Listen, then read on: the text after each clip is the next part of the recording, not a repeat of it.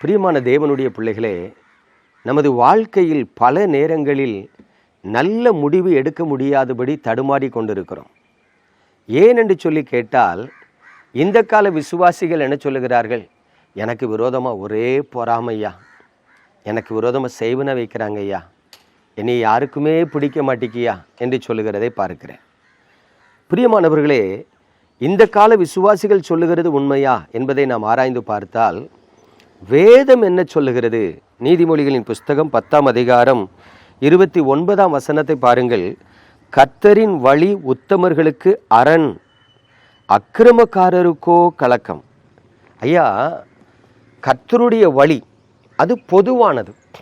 நீ நல்லவனாயிரு, கெட்டவனாயிரு, நீ யாராயிருந்தாலும் கர்த்தருடைய வழி 2 பேருக்கும் உரியது. இப்போ அந்த வழியில தான் நீங்களும் நானும் நடந்தாக வேண்டும். அந்த கர்த்தருடைய வழியிலே நடக்கும்படிக்காக தான் தேவன் மனிதர்களை சிருஷ்டித்து வைத்திருக்கிறார். இப்பொழுது கவனித்து பாருங்க, அந்த தேவனுடைய வழி பொதுவான வழியாக இருக்கிறது. யாருனாலும் அந்த வழியில நடக்கலாம். ஆனா உத்தமமாய் நடக்கிறவர்களுக்கு அது பாதுகாப்பின் அரணாக இருக்கிறது. அக்கிரமக்காரருக்கு அது கலக்கத்தை உண்டு பண்ணுகிறதா இருக்கிறது. இப்ப யோசித்து பாருங்கள், ஒரு மனிதன் தன்னை விசுவாசி என்று அடையாளப்படுத்தி கொண்டு நான் ஜெபிக்கிறேன் பதில் வரவில்லை என்று சொல்லுவான் என்று சொன்னால், அவனை உத்தமன் என்று எப்படி சொல்ல முடியும்? கடந்த நாளிலே ஒரு சகோதரி என்னை பார்க்க வந்தார்கள். 42 வயதாகிவிட்டது, அவர்களுக்கு திருமணமாகவில்லை, தாய் தகப்பன் இல்லை, மரித்து போனார்கள். உடன் பிறந்த அண்ணன் 2 பேர் இருக்கிறார்கள், அக்காமார் 2 பேர் இருக்கிறார்கள். ஆனால் இவர்களுக்கு சொந்த வீடு இல்லை. இவர்கள் ஒரு ஆர்ஃபனேஜில் வேலை பார்த்து கொண்டிருந்தார்கள். இந்த நாட்களில் அந்த வேலையும் விட்டு விட்டார்கள். இப்பொழுது அவங்க சொல்கிறாங்க, பாஸ்டர், நான் தற்கொலை செய்ய போகிறேன். நான் அவங்கள பார்த்து கேட்டேன், என்னம்மா, நல்லா ரட்சிக்கப்பட்ட பிள்ளைன்னு சொன்னீங்க, அபிஷேகம்லாம் பெற்றிருக்கேன்னு சொன்னீங்க, தீர்க்க தரிசனம்லாம் சொல்லுவேன்னு சொன்னீங்க, இன்றைக்கி தற்கொலை செய்து கொள்ள போகிறேன்னு சொல்லுகிறீர்களே, ஏன் அப்படின்னு கேட்டேன். அந்த சகோதரி சொல்கிறாங்க, 42 வயசாயிற்று, நானும் எவ்வளவோ ஜெபித்து பார்த்துட்டேன், ஆண்டவர் எனக்கு பதிலே தரவில்லை, அவர் என்னை நேசிக்கவில்லை, எனக்கு ஆதரவாக இருக்கவில்லை, எனக்கு இந்த பூமியில் வாழ்கிறதுக்கு 1 சென்ட் இடம் இருந்தால் போதும், ஒரு வீடு இருந்தால் போதும்னு கேட்டேன், தரவில்லை. ஆண்டவரே என்னை மறந்து விட்டார், ஆண்டவரும் என்னை கைவிட்டு விட்டார், நான் எதற்காய் வாழ வேண்டும், ஆகவே நான் சாக போகிறேன் என்று சொன்னார்கள். அப்பொழுது நான் சொன்னேன், வேதாகமத்தில் தற்கொலை செய்து கொண்டவர்களை பார்க்கும் பொழுது தேவனை விட்டு பின்வாங்கி போனவர்கள் தற்கொலை செய்தார்கள் என்று சொல்லுகிறது. தேவனோடு இருந்தவர்கள் தற்கொலை செய்து கொண்டார்கள் என்று வேதம் சொல்லவில்லை. அப்படியானால் நீ தற்கொலை செய்து கொள்ளப் போகிறேன் என்று சொன்னால் உனக்குள் இருக்கிறது கர்த்தருடைய ஆவி அல்ல, பிசாசின் ஆவி, நீ ஜாக்கிரதையாயிரு என்று சொன்னேன். கவனித்து பாருங்க, அந்த சகோதரிகிட்ட பேசும்போது சொன்னேன், இந்த பூமியில் லாசருன்னு ஒரு மனுஷன் இருக்கலையா? உலகத்தில் வாழும் பொழுதெல்லாம் ஒருவேளை சாப்பாடு கூட அவனுக்கு கிடைக்கலையே, ஒரு நாள் கூட அவன் நிம்மதியாக வாழலையே, அவன் சரீரம் முழுவதும் பருக்கள், அது வெடிச்சு சீலும் இரத்தமும் வருகிறது, நாய்கள் நக்குகிறது, எத்தனை பரிதாபமாய் வாழ்ந்தான். ஆனால் விசுவாசியாக வாழ்ந்தபடியினால் தானே ஆபிரகாம் அடியிலே இருந்தான்.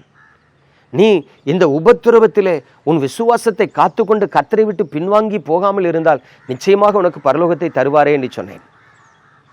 அவர் சொன்னால், இல்லை, நான் அப்படியே இந்த உலகத்தை அப்படியே கொஞ்சம் கையில் பைசா வச்சுருக்கேன், சுற்றி பார்த்துட்டு நான் மரிக்கப் போகிறேன் என்று சொன்னார்.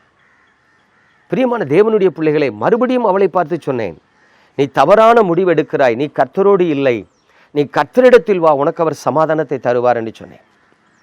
எனக்கு அன்பான தேவனுடைய பிள்ளைகளே, நல்ல கவனிங்க, ஆண்டவர் வேதத்தில் மிக திட்டமாக சொல்லிட்டார், உலகத்திலே உங்களுக்கு உபத்திரவம் உண்டு, ஆனாலும் திடன் கொள்ளுங்கள். அப்போ கவனிங்க, தாவீதுக்கு உபத்திரவம் இருந்துச்சு, தானியேலுக்கு உபத்திரவம் இருந்துச்சு, ஆபிரகாமுக்கு உபத்திரவம் இருந்துச்சு, மோசேக்கும் உபத்திரவம் இருந்துச்சு. எனக்கும் உபத்திரவம் இருக்கிறது, உங்களுக்கும் உபத்திரவம் இருக்கும். உபத்திரவம் இல்லாத மனிதனை இந்த உலகத்தில் பார்க்கவே முடியாது.